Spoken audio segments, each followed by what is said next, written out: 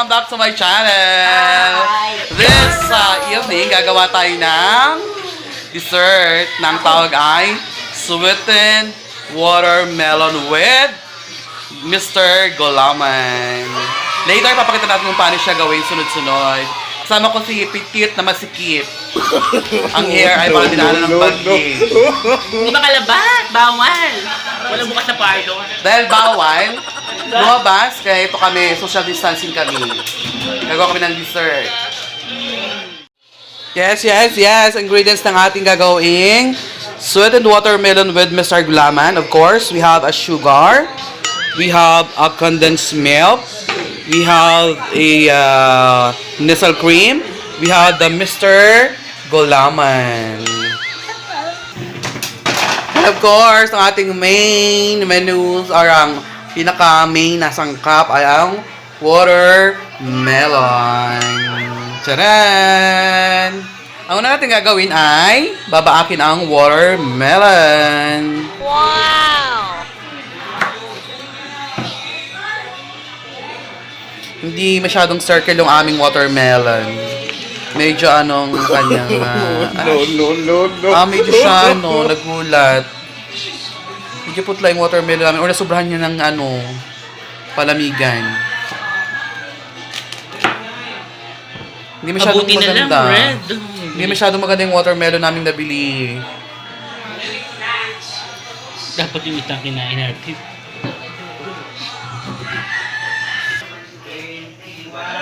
Ngayon, gagawin natin sa watermelon, tatanggalin natin siya sa kanyang balat. O, social distancing.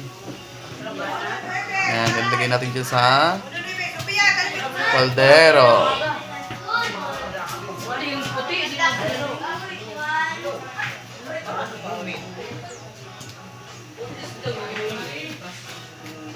Sweetened watermelon with Mr. Gulaman.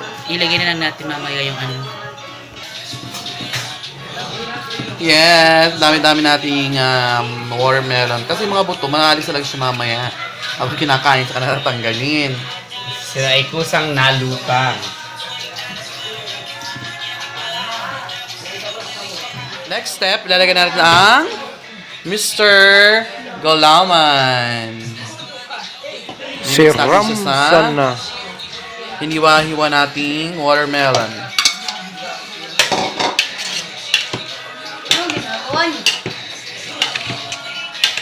Haluin natin siya. Wow, red na siya. Dapat natin paghaluin ang gulaman and watermelon. Susunod natin lagyan ng condensed milk.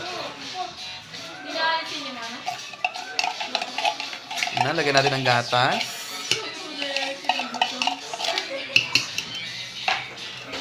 Sunod, nilalagyan natin ang ating mas pinasarap na ang balot Nestle cream.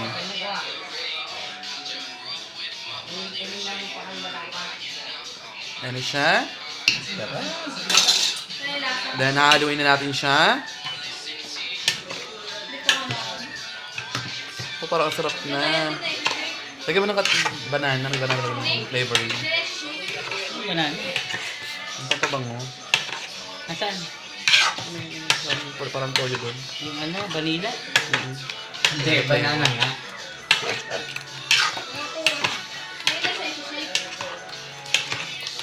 Ay, mag-shake na hindi. Para mas matamis siya, gagawin natin add a sugar. Add-ons.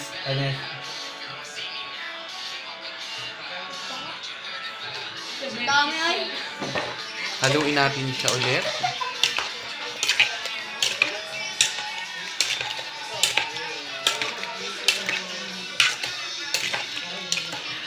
Mas maganda kung ang ating watermelon is yung red na red.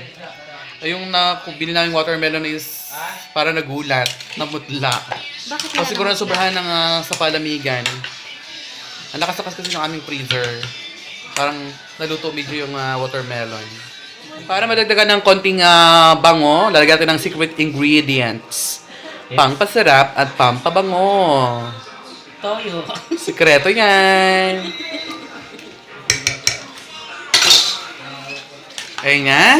Haluin ng haluin hanggang sa matunaw ang sugar. Kasi kapag hindi natunaw yung sugar, makakain natin siya mamaya na para siya mga buhabongin. Kaya kailangan tunawin masyado ang sugar. Ngayon, ilalagay natin siya sa lalagyan or sa plastic Tupperware ba ito para palamigin. Sarap! Yan masarap. Wow, power! Palalamigin natin siya, then mamaya titikman natin kung gaano siya kasarap. Yes. Hello. Ngayon, natapos na natin yung ating ginawang dessert. Ang gagawin naman natin ngayon, titikman na natin siya kung gaano siya kasarap, kung gaano kalinamnam, kung gaano ka-creamy ang ginawa nating sweetened watermelon with Mr. Gulaman. Yung sa mga nais gumawa niyan, pwede niyo siyang gawin simple lang sa inyong bahay or tahanan. Sundan lang po yung aming ginawa kung paano siya i-mix. Ngayon, titikman na natin siya. Siram sana. Okay. Ganun ko hinahanap na lasa dito. Yummy. Yung juice ng watermelon, nag-mix dun sa nestle cream dun sa milk. Parang kakaiba yung lasa, hindi ko mawari. Masarap siya. Boom. Pwede siyang itinda sa mga school, yung juice. Masarap. Ang Kemidora. Lalo na yung yung lasa nung bagamat hindi naman kapulahan yung ating watermelon, hindi kapulahan pero dadala siya nung condensed milk kaya tumamis siya. Mayap. Malamig na malamig. Power.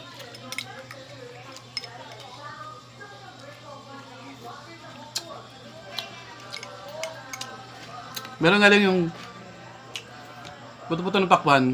Kung gusto nyo walang sagara sa pagkain, ang gagawin nyo, kapag nahihiwa nyo yung pakwan, tatanggalin nyo yung mga buto bago nyo siya i-mix para walang sagaban.